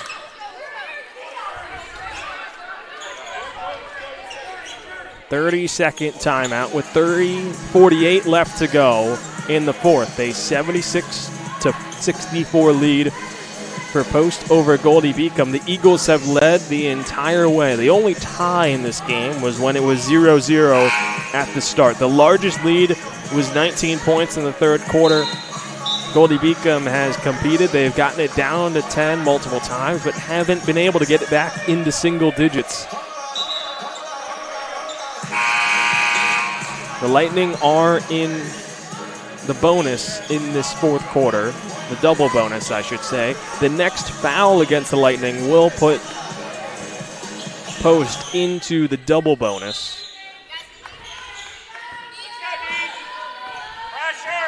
As the starters have come back out for Post. Naj White, Alyssa Rosignol out there with Nicole Parks and Cameron Porter. Jasmine Day Cox takes a seat. Parks down the lane. Offensive foul is called. And for Parks, that's her third. with 3:35 left to go in the fourth. Resignal and White out there with 4 fouls, as is Cameron Porter. Kuleza and McCarron for Goldey-Beacom with 4 fouls as well. Kuleza down the lane with the right hand, brings it down to a 10-point deficit. Jasmine Day Cox is back in there. Naj White able to break the press and retreats up top.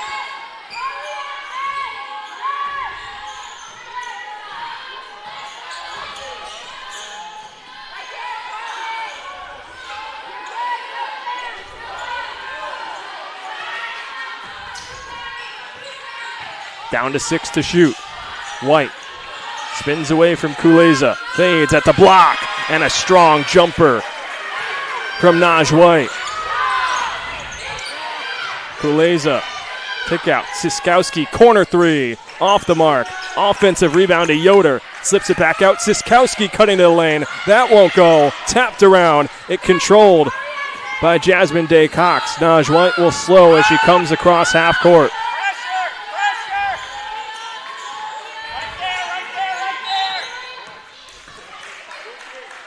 Foul is called against Siskowski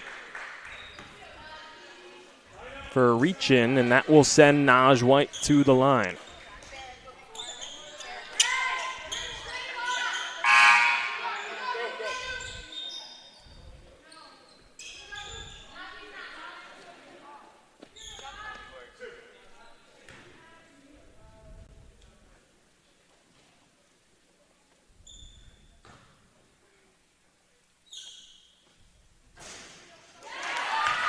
White puts it in on the first one. 24 points for Naj White.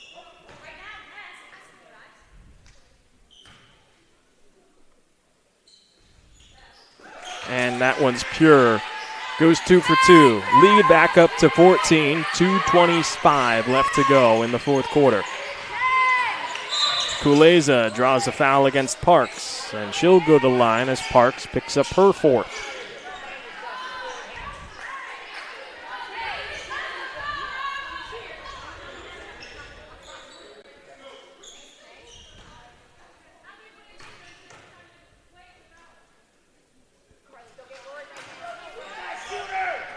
Kuleza puts in the first.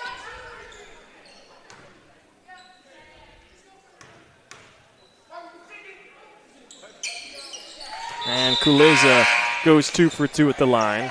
Lemon replaces Siskowski. 2:20 left to go. Press is on.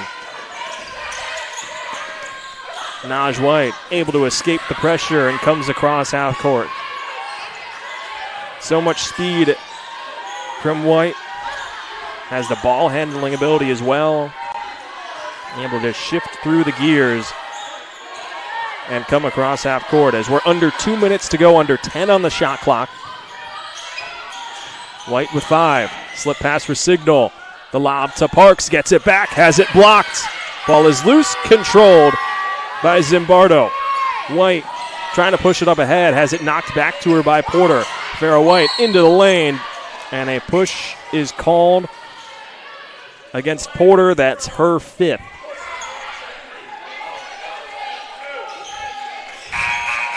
So Cameron Porter's out of the game. Hannah Finnerty will come back in.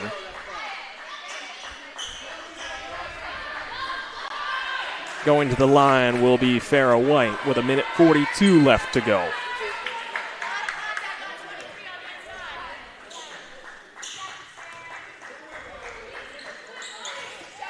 White rattles in the first.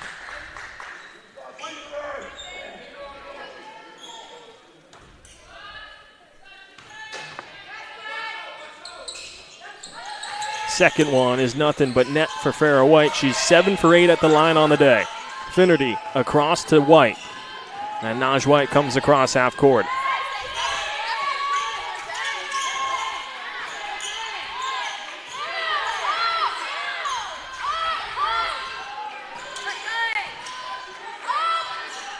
Shot clock down to 10. 1:20 on the clock.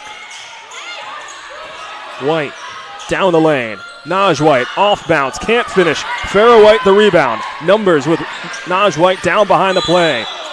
And Farrah White gets called for a travel as she was trying to drop it to Kuleza to set up an open three.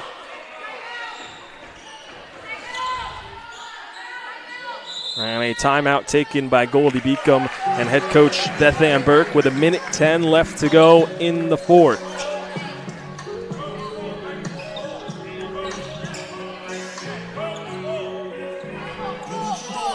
It will be a full timeout for Goldey-Beacom. 70 seconds left on the clock. 80-70 the lead for Post over Goldey-Beacom.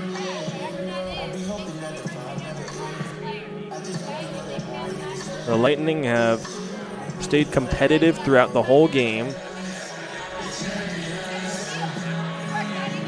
despite trailing by as many as 19.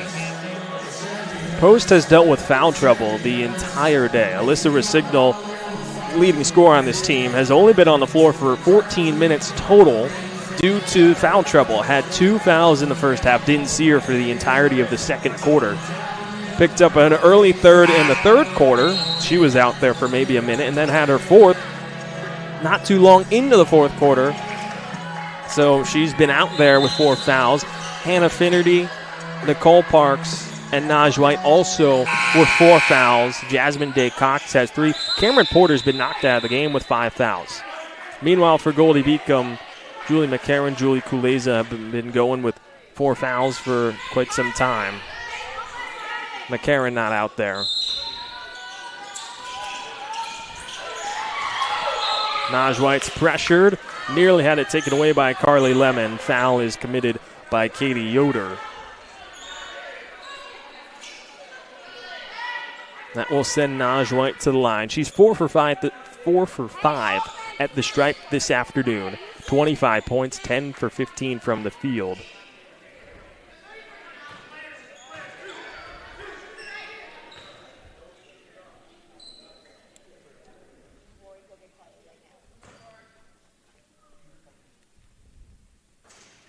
And White misses the first.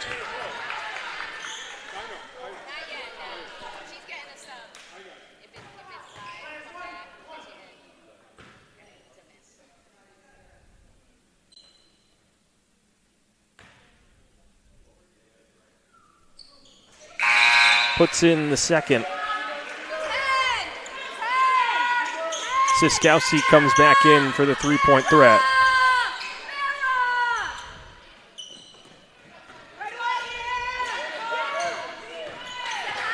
Farrah White comes across half court, trying to use a screen from Zimbardo. Under a minute to go. Kuleza drives down the lane, drop past Zimbardo, off the mark on the layup, into the hands of White, and she's fouled by Yoder with 53 ticks left to go.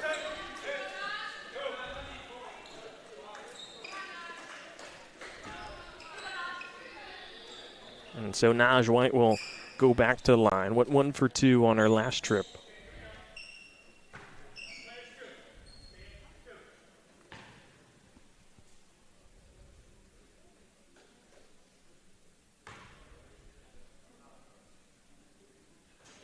White puts in the first, goes up to 27 points. The lead back up to 12.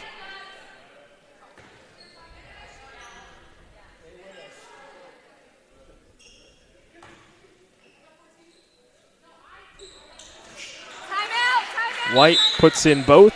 Timeout taken by Goldey-Beacom with 53 seconds left to go in the fourth quarter. A 13-point advantage for Post. The Eagles have led the entire way. They're looking for a wire-to-wire win. And for Courtney Burns, if she picks up the win today, it will be her 100th overall as a head coach. Just her second season at Post. She'll improve to 23 and 28 with the win. But she's looking for career win number 100 as a head coach overall. And for Post to get back in the win column, improve to 5-7 in conference play. 6-18 overall. It's a strong team. A team that under the first year of Courtney Burns went 17-10. Last year, 12-4 in conference play. Won the North Division, but were knocked out in the first round of the CACC tournament by this Goldey-Beacom squad. under a minute to go. Ball will advance across half court for Goldey-Beacom on a timeout. Jasmine Day-Cox checks back in. And the starters are out there for post.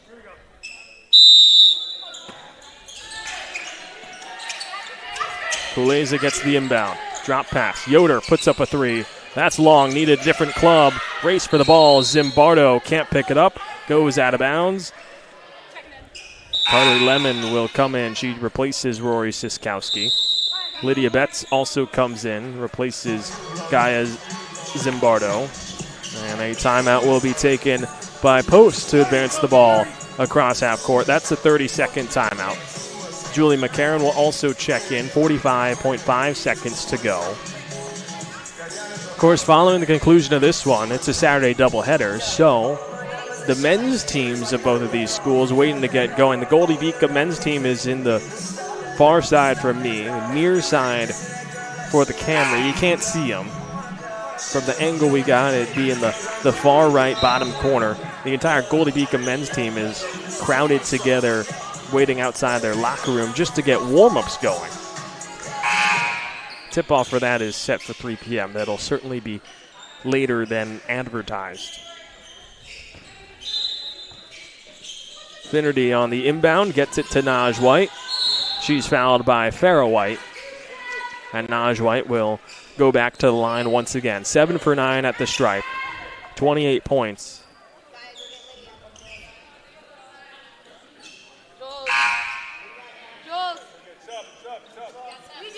Subs are coming in.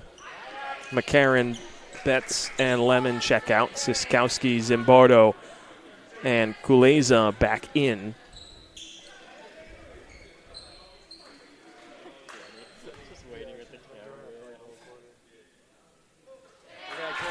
White puts in the first.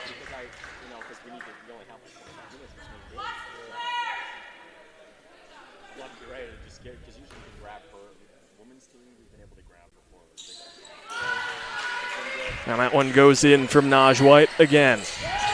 30 points for White. Kuleza down the lane, misses the layup, Parks the rebound. She's fouled by Yoder. And Nicole Parks will go to the line with 37.2 to go. 85-70 lead for Post. It's all but academic from here on out.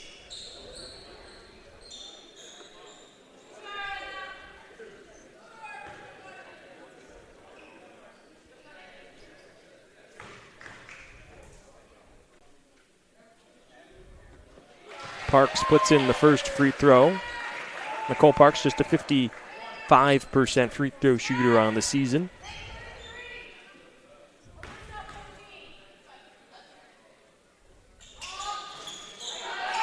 Knew she missed that. The lead's at 16. Thrown downstairs. Yoder, easy two. Leads at 14. Tapped out of bounds off the hand of Farrah White. 31 seconds to go. Timeout taken by Post with 31 seconds to go. 86-72 lead. Defensive substitutions coming back in.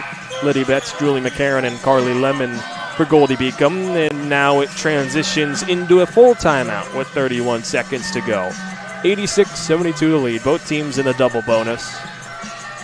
Possession arrow points Post's way. 4 fouls for Katie Yoder, Julie McCarron, and Julie Kuleza. 4 fouls for Nicole Parks, Hannah Finnerty, Alyssa Rosignol, Naj White, and 5 against Cam Porter. She's been knocked out. Jasmine Day-Cox, she just has 3. It's all but academic, really, from here on out, barring any large comeback from Goldey-Beacom. Ball will not advance across half court as Rosignol will have the inbound. Gets it into White. And she travels.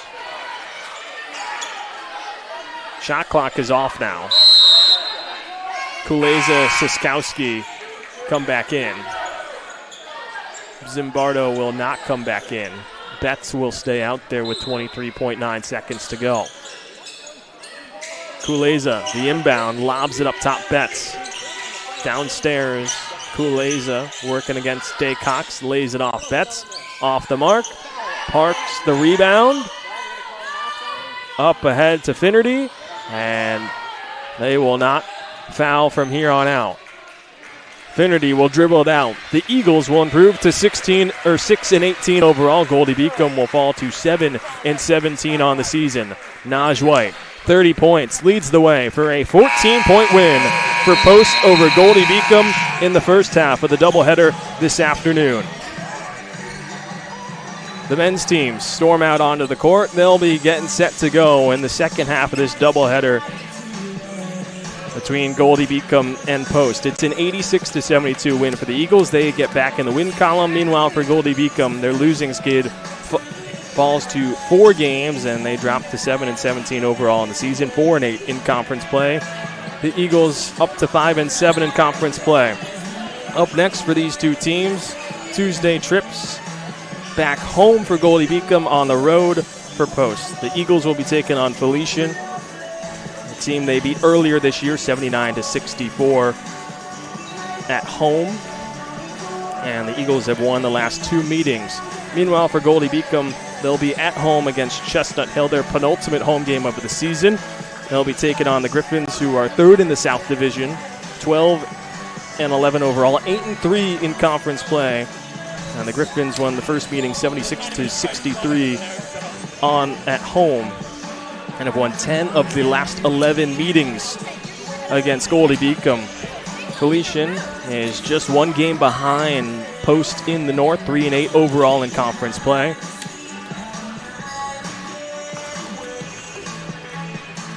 And we should be having an interview shortly with Naj White, leading scorer in this game, 30 points.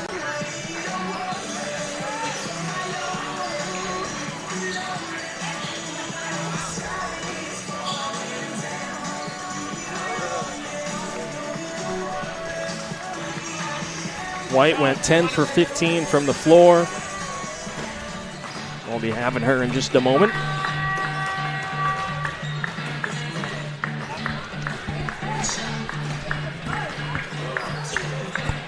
I'll step aside, get her all set up here in a moment.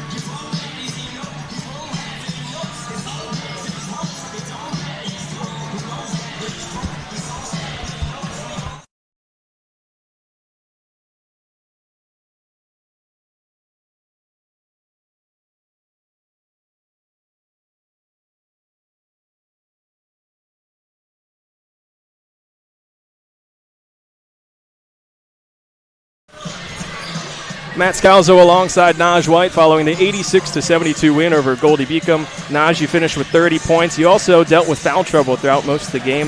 How did you kind of stay focused and able to operate even when you were dealing with that foul trouble? So this year on the team we have something called like duck, and what that means is when something doesn't go your way, when you have just any type of little inconvenience, we say duck, we clap 2 times and we let it roll off, and then it's like on to the next play.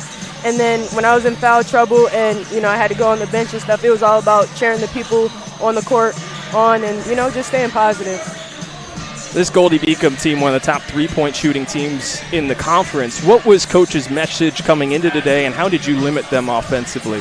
We knew that they had a ton of shooters. We knew that we couldn't let them get hot. So it was kind of just like sticking to the game plan, making sure we keep a hand up on every closeout, make every shot at least contested and make them uncomfortable. As you come into the final stretch of the regular season, how do you carry momentum from this game into the next as you continue to fight for a playoff spot? I feel like we have a chance to be great. We have a chance to be the underdogs, and it's all about just sticking together at this point. So we showed that we can do it. We try to string 4 quarters together. So it's all about keeping that same energy and that same momentum, that same duck method going into each game. Well, congrats on the win, Naj. Congrats on a great performance. Thank you.